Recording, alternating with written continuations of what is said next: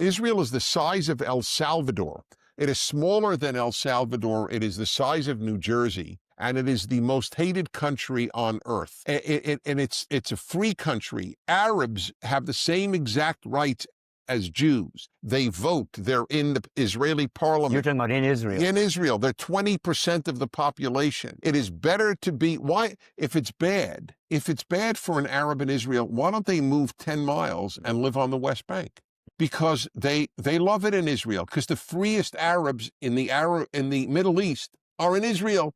The best situation for an Arab in the Middle East is probably in Israel. So certainly the best for a Christian in the Middle East is in the Jewish state. And yet it's the only state threatened with annihilation in the whole world. There is no other state threatened this way. Every nation is allowed its country except the Jews. They can't have one. They're the oldest country in the world. That's the irony. Mm-hmm. Jews lived in Jewland, called Israel, 3,000 years ago. And that's documented, because that is documented. That's contention with the Palestinians, who would say, wait, well, we were here before you. The Palestinians say Jesus was not a Jew. They say he was a Palestinian. Okay, how did they come up with that conclusion? With the way the Nazis said that Jesus was not a Jew, he was an Aryan. That's what Jew haters do. Okay, but are you saying then that the media at large, or the world media, the distributor of information, buy into this? We see Palestinians who are dying, refugees, this and that.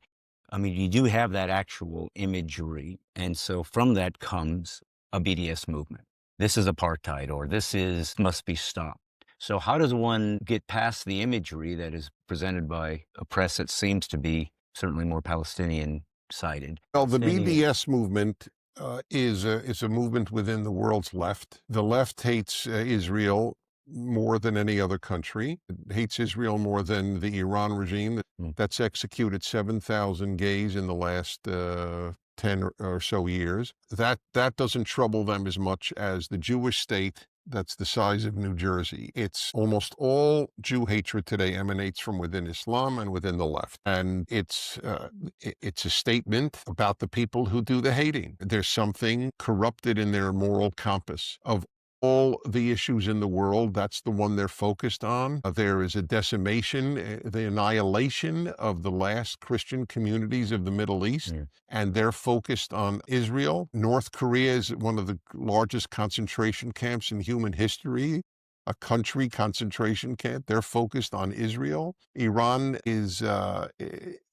executes thousands of people for being homosexual, and they're focusing on Israel. The Islamists are burning humans alive and selling girls as sex fodder, and they're focused on Israel. China has crushed Tibet, one of the world's oldest civilizations, and they're focused on Israel. There's a genocide declared by the UN in South Sudan, and they're focused on Israel. They're sick. These people are morally sick. And that's what has to be made clear to the ignorant student who shows up at college and hears this from these people who paint Israel, and then, by the way, America, as essentially the villains of the earth. I have a series of rules I call Prager's rules of life. One of them is those who don't fight evil hate those who do. America and Israel fight evil. The left doesn't. So the left hates America and Israel. Do you think it would be, if both parties were sincere about peace, and that remains to be seen. I mean, I think what I have been discovering is people pretty much are saying Palestinians don't want peace. It's a smokescreen, but they're not going to, until Israel. Oh, they want peace. They want peace without a Jewish state. Well, that's it. See, that's very important to add. Does the average Palestinian want peace? Yeah, providing there's no Jewish state. Now, would you say that is... 25% of Palestinians, according to polls, support ISIS. Don't recognize Israel as a Jewish state. Support the people who have reintroduced sex slavery on a vast canvas, who burn captives alive, who slit the throats of innocent African Christians. The 5% of Palestinians support them. So do they want peace? They would say, sure, we want peace. Then you say you want peace with a Jewish state of Israel? That's separate. I've always argued that it was religiously based, the Middle East conflict. And when I was at Columbia University, School of International Affairs, I was at the Middle East Institute studying Arabic and Hebrew in the Middle East. And all my professors believed the issue was political and geographic and about land, and I believed it was religious then, and I've been vindicated. The fundamentalist Muslim does not see room for Christians or Jews except as dhimmi, except as basically protected and persecuted minorities. I have always been for a two-state solution, but if Israel were to give complete autonomous freedom to the Palestinians, then they would have an ISIS state on their border, which would not only cause Israel horrific consequences, it would probably mean the end of Jordan. So people who speak of two states right now, not as a desire goal later, are playing with words. They're not living in the real world. In the real world, the worst of the worst will take over. Incidentally, ironically, in a two-state solution, vast numbers of Palestinians will die at the hands of ISIS. So they're not even pro-Palestinian. Those who today want Israel, okay, Israel, say goodbye to the West Bank, let them have total independence. If Israel, and they wouldn't do this, it's just a hypothetical question, but I'm just curious about how you perceive it on the broader scale. If let's say Israel has said, all right, too much tension, every border, they want us dead. We found this big hunk of land in Peru. We're moving. All right, take it, fine. If Israel left, what would the world be like if they didn't exist? All it would do is give more territory to Islamist violence. That's all it would do. It would just further endanger. Jordan would be dead a week later, and Egypt would be fighting for its life. That's all that would happen. Nothing else would change. All the bad that exists coming from the Islamist world would increase. Nothing else would change. However, Peru would become a much better country. Indeed. There would be a lot of affluence. I'm curious, based on what's happening in Israel and the Palestinian issues, is there anything within the Palestinians' point of view or their grievances that you believe is legitimate and is not being answered by Israel? Well, those are two separate questions. Are there legitimate grievances? And yes, they have a grievance. They wanted to have all of the geographic area known as Palestine remain Arab, not Palestinian. There was no such, and the lies about this are very sad. There was no such thing as a Palestinian till about the 60s. That's not an insult to the Palestinians, but if you care about truth, they call themselves Arabs. The Jews called themselves Palestinians. The United Jewish Appeal, the world's largest charity for Jews, the United Palestine Appeal, Palestinian in 1940s meant Jew. Jew only or Jew both? only, yes. Yes. That's why it was called the United Palestinian Appeal. The Jerusalem Post was called the Palestine Post. Then what they did was they developed a national identity. The Arabs living in the land that the Romans decided to call Palestine called themselves Palestinian, which is fine. Nations develop. I have no problem with that.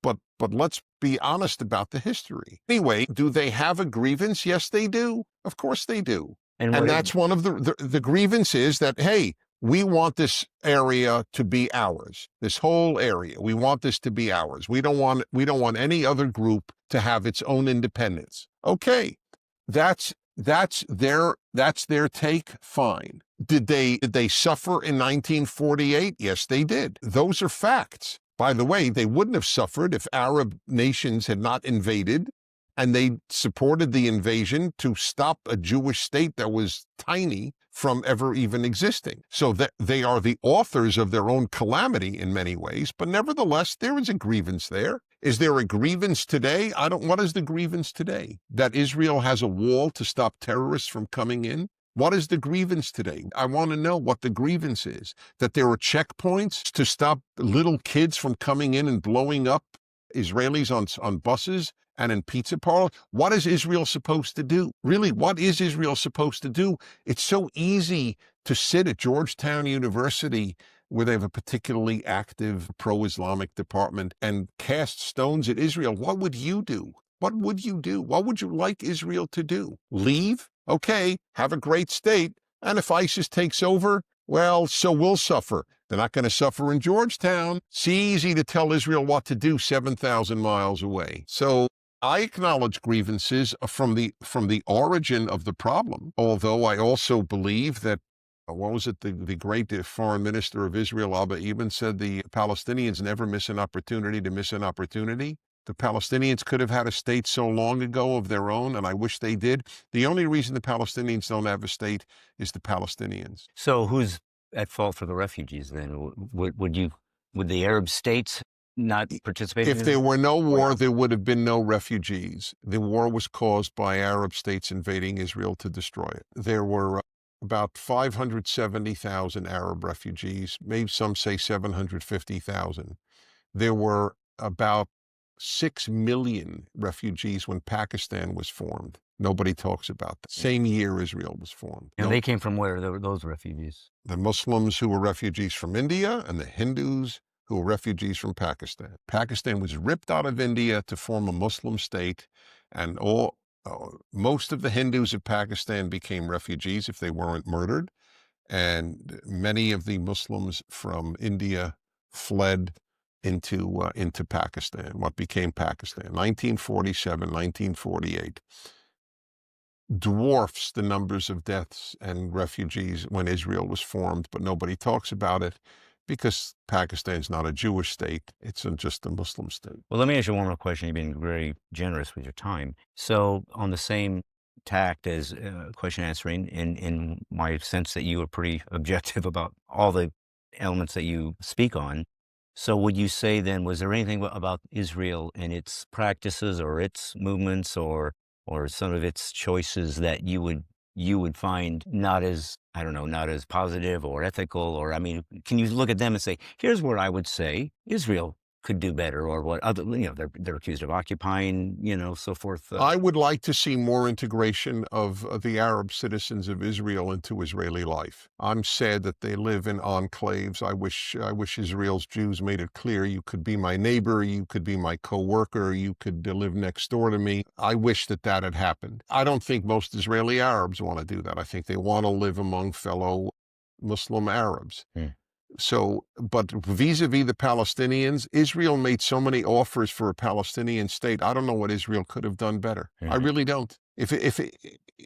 Maybe Israel should have never, the day after the 6-Day War in 1967, said, okay, Jordan, here, have the West Bank back. You tried to annihilate us, but hey, all's forgiven. Maybe they could have done that.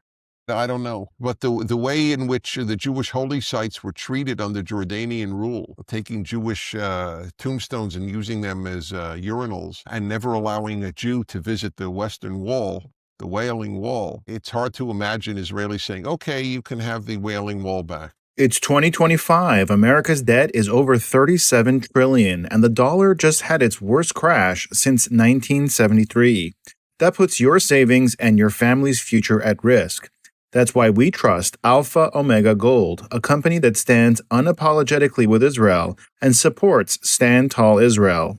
Visit ao.gold/stand to claim your free precious metals wayfinder guide or call 1-855-426-4653 today. Protect your future before it's too late.